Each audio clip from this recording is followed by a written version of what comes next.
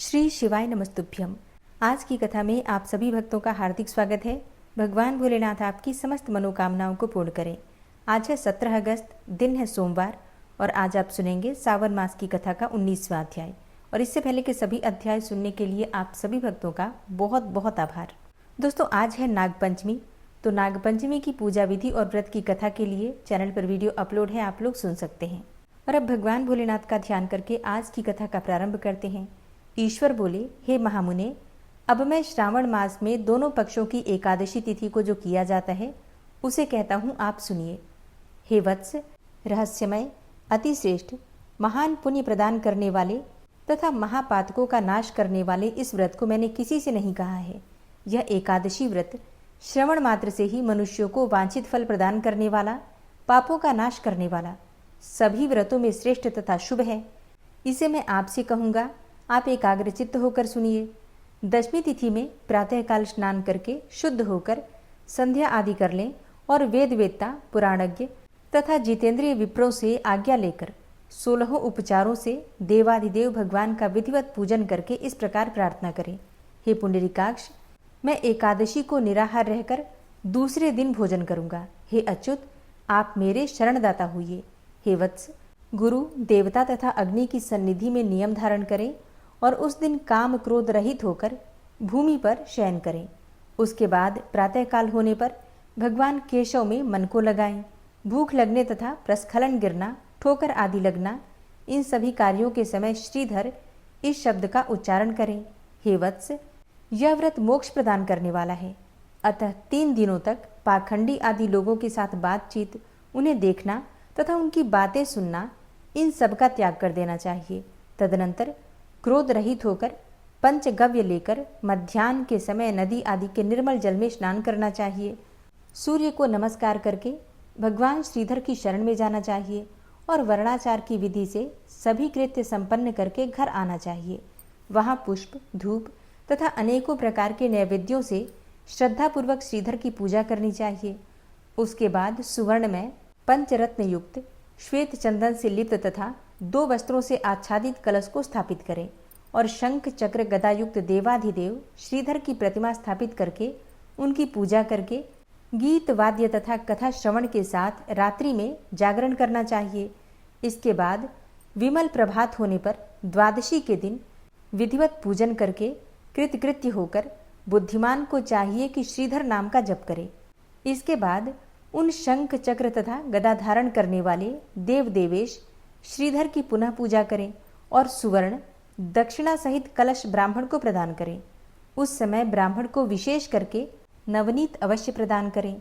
नवनीत अर्थात माखन, जो कि भगवान श्री कृष्ण का प्रिय भोग है, तो ब्राह्मण को दक्षिणा के साथ माखन अवश्य देना चाहिए और इस प्रकार से प्रार्थना करें, हे भगवान श्रीधर, आज आप मुझ पर प्रसन्न हो और मुझे अति उत्तम लक्ष्मी प्रदान करें।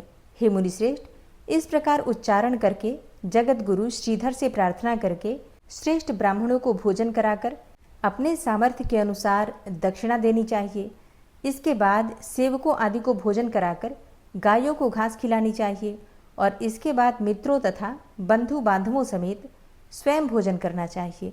हे सनत कुमार, मैंने आपको यह श्रावण मास की शुक्ल पक्ष की एकादशी व्रत की विधि बतला दी। इसी प्रकार कृष्ण पक्ष की एकादशी में भी करना चाहिए। दोनों व्रतों में अनुष्ठान समान है, केवल देवताओं के नाम में भेद है। जनार्दन मुझ पर प्रसन्न हो, यह वाक्य बोलना चाहिए और शुक्ल पक्ष की एकादशी के देवता श्रीधर हैं और कृष्ण एकादशी के देवता भगवान जनार्दन हैं। हे सनत कुमार, यह मैंने आपसे दोनों एकादशियों के व्रत का वर्णन कर दिया है। इस एकादशी व्रत के समान पुण्य व्रत न तो कभी हुआ है और न होगा। आपको यह व्रत गुप्त रखना चाहिए और दुष्ट हृदय वाले को नहीं प्रदान करना चाहिए। ईश्वर बोले, हे सनत कुमार, अब मैं द्वादशी तिथि में होने वाले श्रीहरि के पवित्रारोपण व्रत का वर्णन करूंगा। पिछले अध्याय में देवी की कही गई पवित्रारोपण विधि के समान ही इसका भी पवित्रारोपण है। इसमें जो विशेष बात है उसे मैं बताऊंगा, सावधान चित्त होकर सुनिए। हे महामुने, इस व्रत के लिए जो अधिकारी बताया गया है उसे आप सुने। ब्राह्मण, क्षत्रिय, वैश्य, शूद्र तथा स्त्री, इन सभी को अपने धर्म में स्थित होकर भक्तिपूर्वक पवित्रारोपण करना चाहिए। द्विज को चाहिए कि अतो देवा अवंतुनो यतो विष्णुर्विचक्रमे पृथिव्याः सप्तधाम भी। इस मंत्र से भगवान विष्णु की पूजा करें। स्त्रियों तथा शूद्रों के लिए नाम मंत्र है, जिसके द्वारा वे विष्णु की पूजा करें। इसी प्रकार द्विज कद्रुद्राय इस मंत्र से शिवजी की पूजा करें। स्त्रियों तथा शूद्रों के लिए नाम मंत्र है, जिसके द्वारा वे शिव जी की पूजा करें। सतयुग में मणिमय, त्रेता में सुवर्णमय, द्वापर में रेशम का और कलयुग में कपास का सूत्र पवित्रक के लिए बताया गया है। सन्यासियों को शुभ मानस पवित्रारोपण करना चाहिए। बनाए गए पवित्र को सर्वप्रथम बांस की सुंदर टोकरी में रखकर शुद्ध वस्त्र से ढककर भगवान के सम्मुख रखें और इस प्रकार कहें, हे प्रभु, क्रियालोप के विधान के लिए जो आपने आच्छादन किया है, हे देव, आपकी प्रसन्नता के लिए मैं इसे करता हूँ। हे देव, मेरे इस कार्य में विघ्न न उत्पन्न हो। हे नाथ, मुझ पर दया कीजिए। हे देव, सब प्रकार से सर्वदा आप ही मेरी परम गति हैं। हे जगतपते, मैं इस पवित्रक से आपको प्रसन्न करता हूँ। ये काम क्रोध आदि मेरे व्रत का नाश करने वाले ना हो। हे देवेश, आप आज से लेकर वर्ष पर्यंत तक अपने भक्त की रक्षा करें। आपको नमस्कार है। इस प्रकार कलश में देवता की प्रार्थना करके बांस के शुभ पात्र में स्थित पवित्रक की आदरपूर्वक प्रार्थना करनी चाहिए। हे पवित्रक, वर्ष भर की गई पूजा की पवित्रता के लिए विष्णु लोक से आप इस समय यहाँ पधारें। आपको नमस्कार है। हे देव, मैं विष्णु के तेज से उत्पन्न मनोहर, सभी पापों का नाश करने वाले तथा सभी कामनाओं को पूर्ण करने वाले इस पवित्रक को आपके अंग में धारण कराता हूँ। हे देवेश, हे पुराण पुरुषोत्तम, आप मेरे द्वारा आमंत्रित हैं, अतः आप मेरे समीप पधारें। मैं आपका पूजन करूँगा। आपको नमस्कार है। मैं प्रातःकाल आपको यह पवित्रक निवेदन करूँगा। उसके बाद पुष्पांजलि देकर रात्रि में जागरण करना चाहिए। एकादशी के दिन अधिवासन करें और द्वादशी के दिन प्रातःकाल पूजन करें। पुनः हाथ में गंध, दूर्वा तथा अक्षत के साथ पवित्रक लेकर ऐसा कहें, हे देवदेव, आपको नमस्कार है। वर्ष पर्यंत की गई पूजा का फल देने वाले इस पवित्रक को पवित्रीकरण हेतु आप ग्रहण कीजिए और मैंने जो भी दुष्कृत किया है उसके लिए आप मुझे आज पवित्र कीजिए। हे देव, हे सुरेश्वर, आपके अनुग्रह से मैं शुद्ध हो जाऊं। इस प्रकार मूल मंत्र से संपुटित इन मंत्रों के द्वारा पवित्रक अर्पण करें। उसके बाद महानैवेद्य अर्पित करके नीराजन करके प्रार्थना करें और मूल मंत्र से घृत सहित खीर का अग्नि में हवन करें। उसके बाद इसी मंत्र से पवित्रक का विसर्जन करके इस प्रकार बोलें, हे पवित्रक, वर्ष भर की गई मेरी शुभ पूजा को पूर्ण करके अब आप विसर्जित होकर विष्णु लोक को प्रस्थान करें। उसके बाद पवित्रक को उतारकर ब्राह्मण को प्रदान कर दें अथवा जल में विसर्जित कर दें। हे वत्स, मैंने आपसे श्रीहरि के इस पवित्रारोपण का वर्णन कर दिया। इसे करने वाला इस लोक में सुख भोग कर अंत में वैकुंठ प्राप्त करता है। हरे कृष्णा। आज की कथा का यहीं पर समापन करती हूँ। इसके आगे का वृतांत आप सुनेंगे कल की कथा में। और अब आप सुनेंगे भगवान भोलेनाथ की अपार महिमा की कथा। नारद जी बोले, हे वीर श्रेष्ठ अर्जुन, इस प्रकार पृथ्वी पर जो जो पवित्र तीर्थ स्थान हैं उन सब का दर्शन करते हुए मैं समूची पृथ्वी पर घूमता घामता भृगु के आश्रम पर पहुंचा, जहाँ श्रेष्ठ एवं पवित्र नर्मदा नदी बहती है, जिसका स्मरण 7 कल्पों तक पुण्य फल देने वाला होता है। नर्मदा महान पुण्य प्रदान करने वाली, पवित्र, सर्वतीर्थमयी तथा कल्याणकारिणी है। वह अपने नामों का कीर्तन करने मात्र से पवित्र कर देती है। दर्शन करने पर तो वह विशेष पुण्यदायिनी होती है। हे कुंती नंदन, नर्मदा में स्नान करने पर जीव सब पापों से मुक्त हो जाता है। जैसे पिंगला नाम वाली नाड़ी शरीर के मध्य भाग में स्थित है, इसी प्रकार यह नर्मदा ब्रह्मांड रूपी शरीर के उसी स्थान में अर्थात मध्य भाग में स्थित बताई गई है। वहाँ नर्मदा में सब पापों का नाश करने वाला शुक्ल तीर्थ है, जहाँ स्नान करने मात्र से ब्रह्म हत्या नष्ट हो जाती है। हे अर्जुन, उस शुक्ल तीर्थ के समीप नर्मदा के उत्तर तट पर भृगु मुनि का आश्रम मंडल है, जिसमें तीनों वेदों के विद्वान ब्राह्मण रहकर सब ओर से उसकी शोभा बढ़ाते हैं। ऋग्वेद, यजुर्वेद और सामवेद के मंत्रों के उच्च घोष से वहाँ की संपूर्ण दिशाएं गूंजती रहती हैं। मुनिश्रेष्ठ भृगु जहाँ विराजमान थे, उस स्थान पर मैं भी गया। मुझे आते देखकर भृगु आदि सब ब्राह्मणों ने उठकर मेरा स्वागत किया। भली भांति सत्कार करके मुझे अर्घ्य पाद्य आदि निवेदन करके वे सब मुनीश्वर मेरे और भृगु जी के साथ आसनों पर बैठे। फिर ये जानकर कि मैंने पूर्ण विश्राम कर लिया, मुझसे भृगु जी ने इस प्रकार पूछा, हे मुनिश्रेष्ठ, आपको कहाँ जाना है और कहाँ से आप यहाँ पधारे हैं? तब मैंने भृगु से कहा, हे महर्षि, मैंने समुद्र पर्यंत संपूर्ण पृथ्वी पर भ्रमण किया है। मेरी यात्रा का उद्देश्य था ब्राह्मणों को भूमि दान करने के लिए उत्तम भूमि की खोज करना। मैं पग पग पर ऐसी भूमि का अनुसंधान करता था जो सर्वथा निर्दोष हो, पवित्र तीर्थों से युक्त हो, रमणीय और मनोरम हो, किंतु किसी प्रकार ऐसी भूमि मुझे नहीं दिखाई देती। भृगु जी बोले, हे देवर्षि, मैंने भी ब्राह्मणों को बसाने के लिए पूर्व काल में समुद्र पर्यंत सारी पृथ्वी पर भ्रमण किया था। उस समय मैंने शुभ पुण्य भूमि का दर्शन किया है। मही नाम से प्रसिद्ध एक परम पवित्र नदी है, जो सर्व तीर्थमयी होने के साथ ही परम कल्याणकारिणी है। वह देखने में मनोरम, सौम्य तथा महापापों का विनाश करने वाली है। हे नारद, पृथ्वी पर जो देखे हुए और बिना देखे हुए तीर्थ हैं, वे सब मही नदी के जल में निवास करते हैं। पुण्य सलीला मही नदी समुद्र में मिली हुई है। जहाँ मही और समुद्र का संगम हुआ है, वहाँ स्तंभ नामक तीर्थ है, जो तीनों लोकों में विख्यात है। वहाँ जो मनुष्य स्नान करते हैं, वे सब पापों से मुक्त हो जाने के कारण यमराज के समीप नहीं जाते। मैंने कहा, भृगु जी, आप और हम दोनों मही नदी के शोभायमान तट पर चलेंगे और साथ ही उस परम उत्तम स्थान का पूर्ण रूप से दर्शन करेंगे। फिर मेरी बात सुनकर भृगु जी मेरे साथ परम पुण्य में मही तट का दर्शन करने के लिए आए। उसे देखकर मैं बहुत प्रसन्न हुआ। मेरे संपूर्ण शरीर में रोमांच हो आया और मैंने हर्ष गदगद वाणी में मुनिश्रेष्ठ भृगु जी से कहा, हे ब्रह्मन, आपके प्रसाद से मैं इस स्थान को बहुत उत्तम बनाऊंगा। अब आप अपने आश्रम पर पधारें, मैं आगे के कार्य पर विचार करूंगा। इस प्रकार भृगु जी को विदा करके मैं मही के तट पर विचार करने लगा कि यह स्थान मेरे अधीन कैसे होगा, क्योंकि यह भूमि सदा राजाओं के अधीन रही है। यदि मैं राजा धर्मवर्मा के पास जाकर इस भूमि के लिए याचना करता हूँ, तो वे मेरे मांगने पर मुझे अवश्य दे देंगे। परंतु मुनियों ने 3 प्रकार के द्रव्य बतलाए हैं, शुक्ल, शबल और कृष्ण। इनमें शुक्ल सबसे उत्तम है, शबल मध्यम श्रेणी का है और कृष्ण अधम कहलाता है।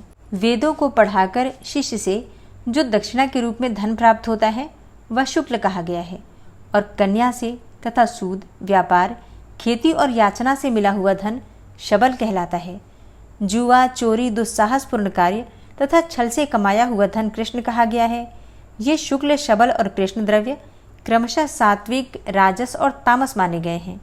जो मनुष्य किसी उत्तम तीर्थ और पात्र को पाकर शुक्ल धन के द्वारा श्रद्धापूर्वक धर्म का अनुष्ठान करता है, वह देव योनि में उसके फल का उपभोग करता है।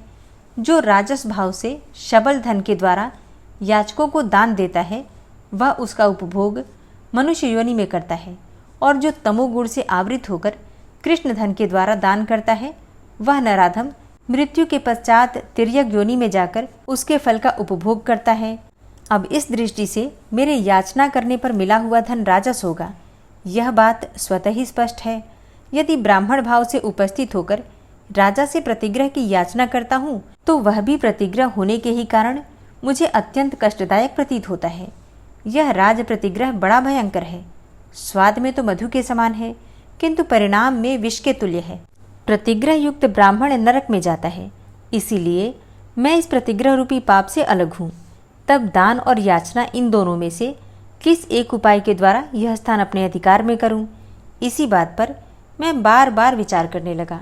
हे अर्जुन, इसी समय मही और समुद्र के पवित्र संगम में स्नान करने के लिए वहां बहुत से ऋषि मुनि आ पहुंचे।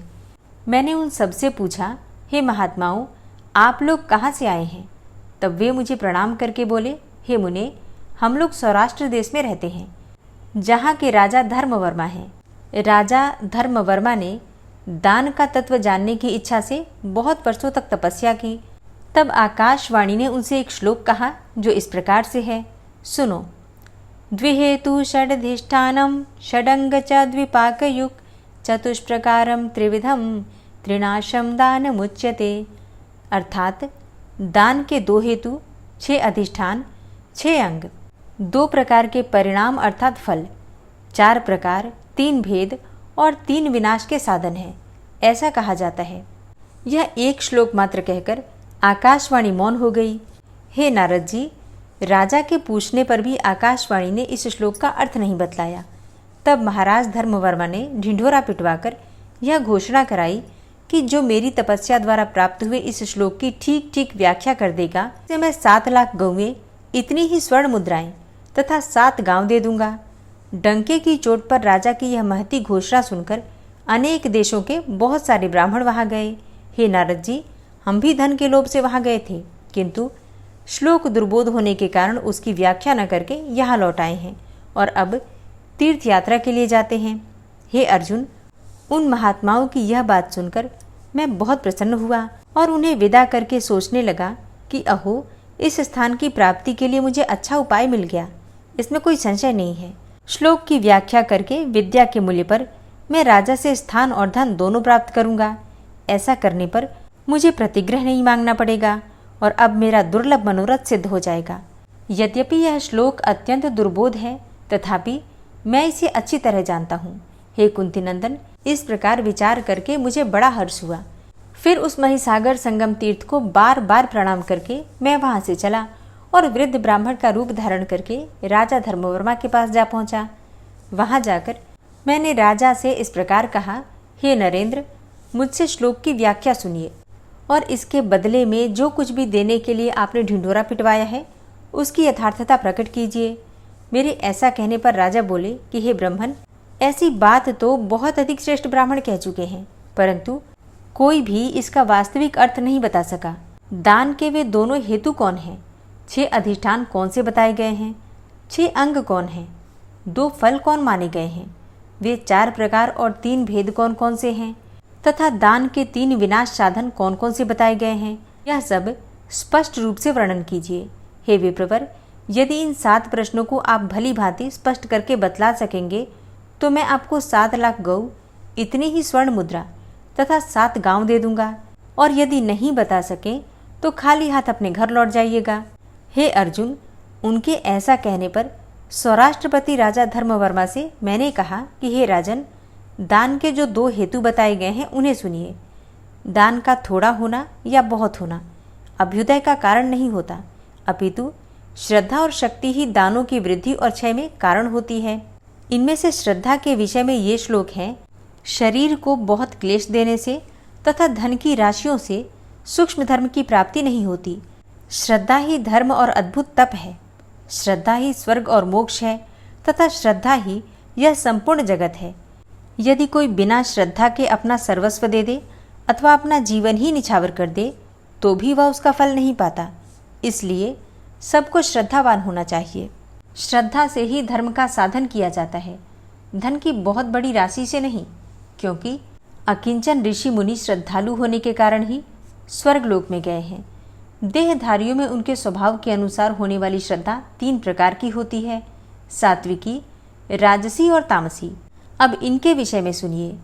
सात्विकी श्रद्धा वाले पुरुष देवताओं की पूजा करते हैं, राजसी श्रद्धा वाले लोग यक्षों और राक्षसों को पूजते हैं तथा तामसी श्रद्धा वाले मनुष्य प्रेतों, भूतों और पिशाचों की पूजा किया करते हैं।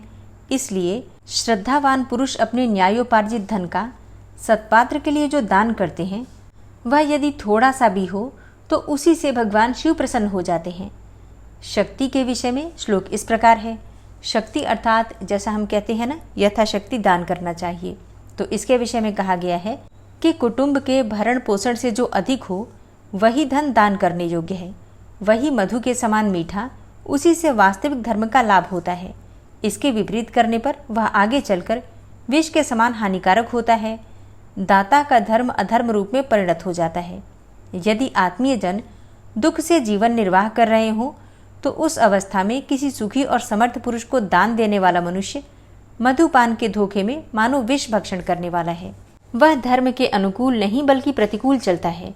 जो भरण पोषण करने योग्य व्यक्तियों को कष्ट देकर किसी मृत व्यक्ति के लिए बहुत अधिक खर्च करके श्राद्ध करता है तो उसका किया हुआ वह श्राद्ध उसके जीते जी अथवा मरने पर भी भविष्य में दुख का ही कारण होता है।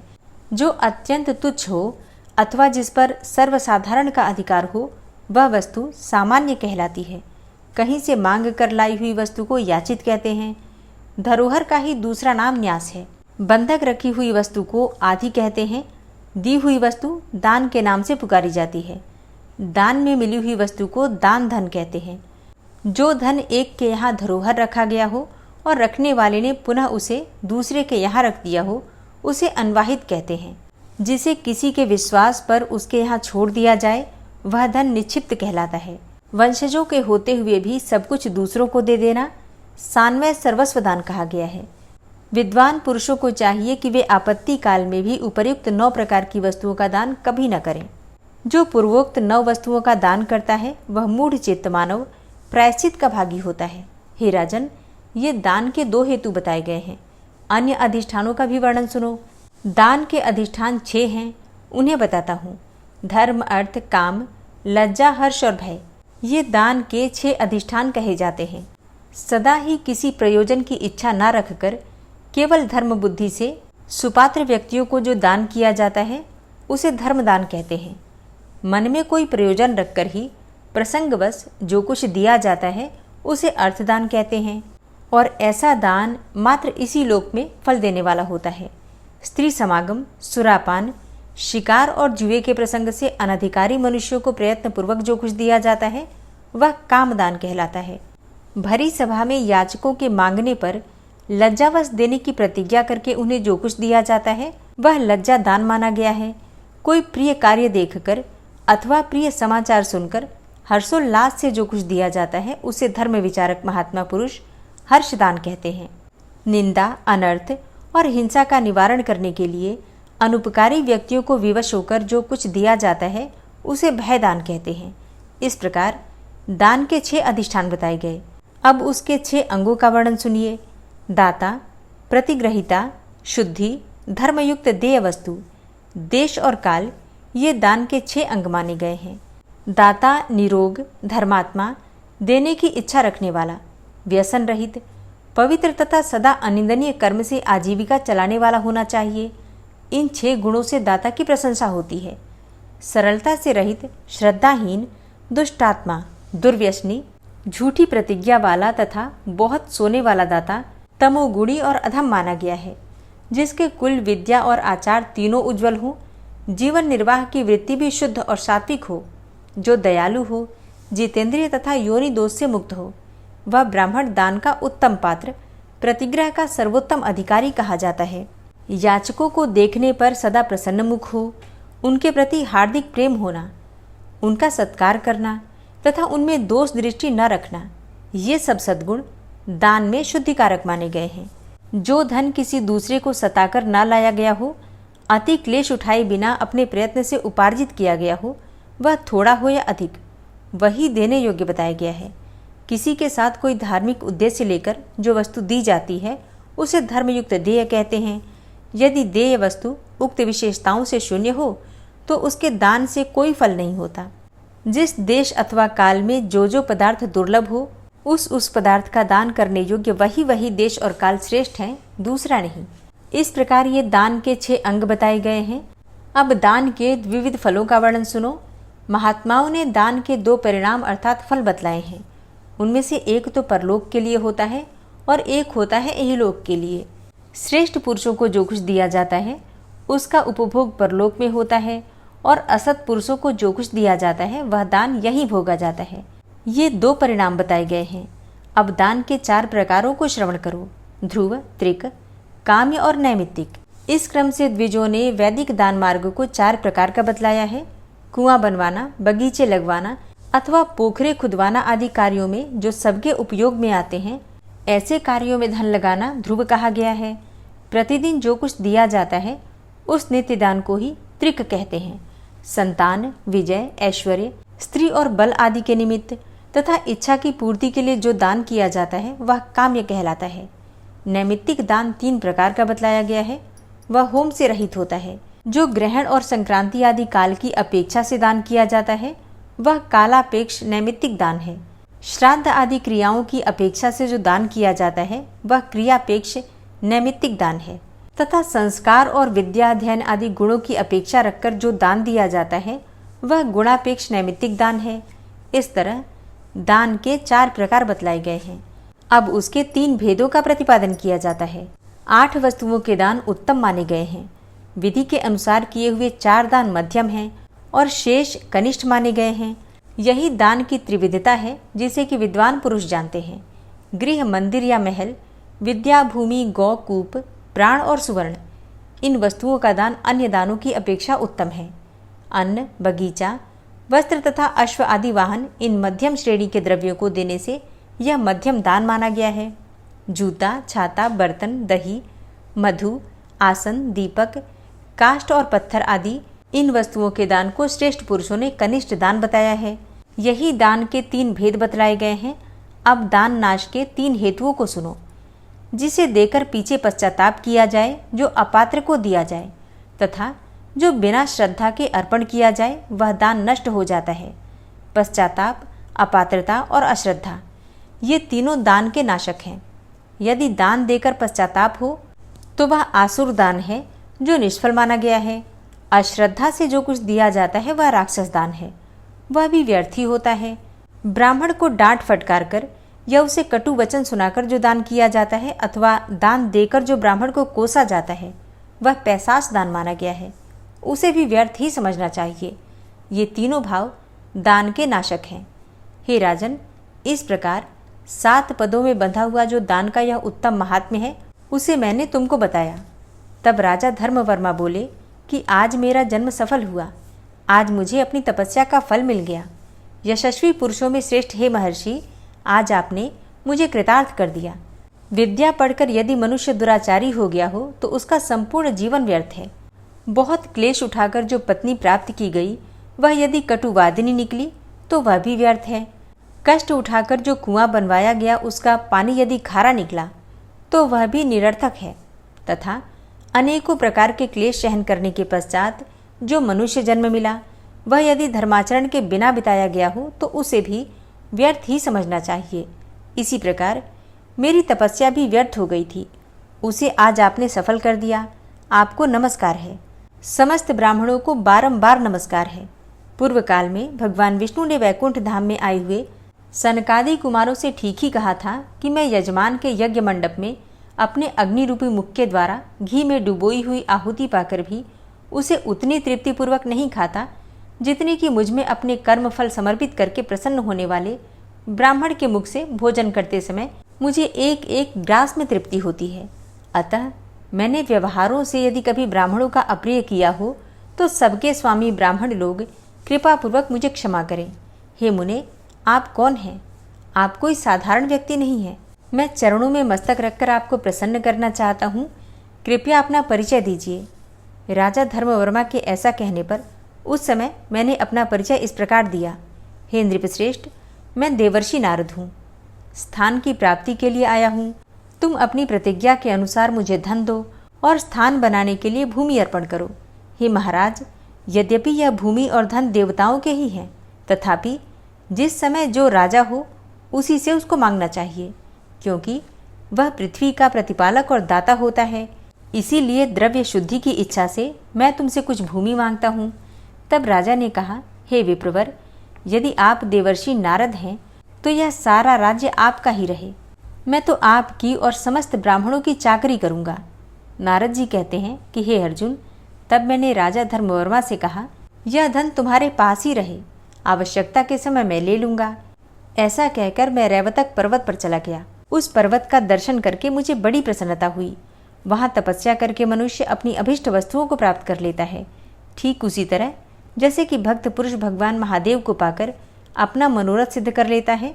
हे कुंती नंदन, मैं रैवतक पर्वत की एक बहुत बड़ी शिला पर बैठ गया और शीतल मंद सुगंध पवन के स्पर्श से अत्यंत प्रसन्न होकर मन ही मन विचार करने लगा कि स्थान तो मैंने प्राप्त कर लिया, जो अत्यंत दुर्लभ था। अब मैं उत्तम ब्राह्मण की प्राप्ति के लिए प्रयत्न आरंभ करूं। मुझे ऐसे ब्राह्मण देखने चाहिए जो सर्वश्रेष्ठ पात्र माने गए हैं।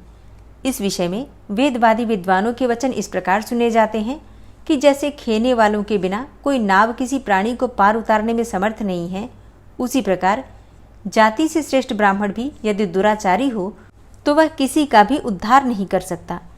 जिसने शास्त्रों का अध्ययन नहीं किया है वह ब्राह्मण तिनके की आग के समान शीघ्र बुझ जाता है, तेजोहीन हो जाता है। अतः उसे हव्य प्रदान नहीं करना चाहिए, क्योंकि राख में आहुति नहीं दी जाती। दान के सुयोग्य पात्र को छोड़कर अपात्र को दान जो दिया जाता है वह दान वैसा ही है जैसा कि ऊसर में बोए हुए बीज शीघ्र ही नष्ट हो जाते हैं। दान में ली हुई भूमि विद्याहीन ब्राह्मण के अंतःकरण को नष्ट करती है।